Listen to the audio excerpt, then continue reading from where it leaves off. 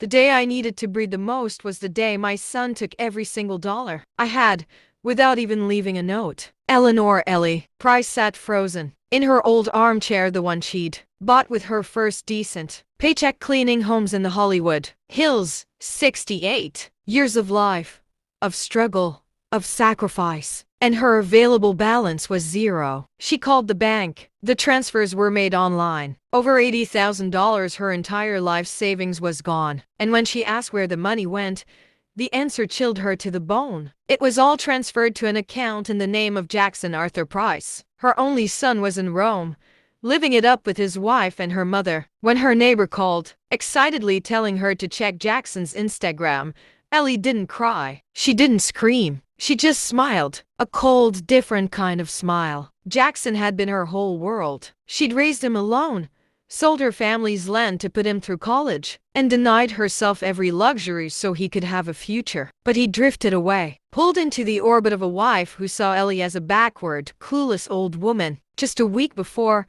Ellie had tried to visit him with a tray of his favorite food. The doorman stopped her. "I was instructed not to let you in if you came unannounced," he said. That was the moment the first crack appeared. And now, with her bank account emptied, the entire foundation had shattered. But Ellie was done crying. "I've cried enough," she told her friend, Doris.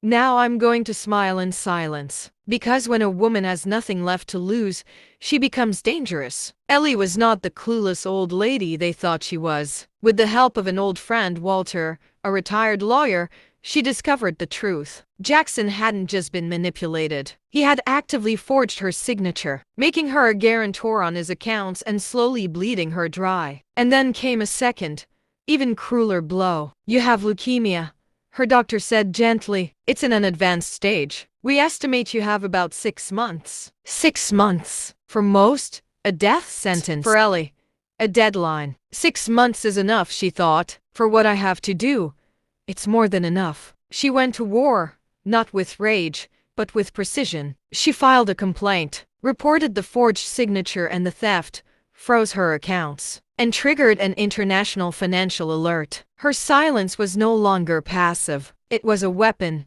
sharpened by a mother's broken heart. In her red notebook, she wrote, "This is not revenge. It is justice. And justice is all I have left to die in peace." Meanwhile, in Rome, Jackson's dream vacation turned into a nightmare. Cards were declined. Accounts were frozen. The facade of his luxurious new life crumbled in an instant. Then, one night, he overheard Tanya whispering on the balcony. "As soon as we get back, we're selling everything and ditching him," she said. "The old lady's going to die anyway. Who's going to defend him?" Abandoned, ashamed, and trapped, Jackson had only one person left to call. "Mom, what did you do?" he cried.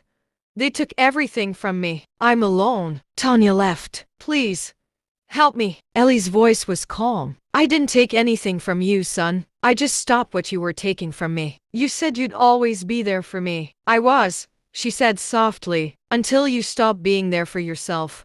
Learn." The line went silent. Ellie passed away peacefully a few months later, surrounded by the love of her community. She left behind a letter for her son. "My dearest Jackson, you were my reason for getting up every morning. I gave you what I had and what I didn't.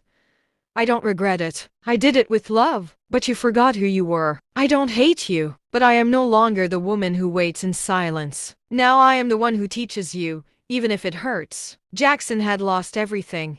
His wife, his money, his pride. But in losing his mother, he finally found the reflection of the man he had become. And in her final, painful act of justice, she left him with the one thing he could still salvage: a chance at redemption. Sometimes the most powerful love isn't the one that protects you, but the one that lets you fall, so you can learn to stand on your own.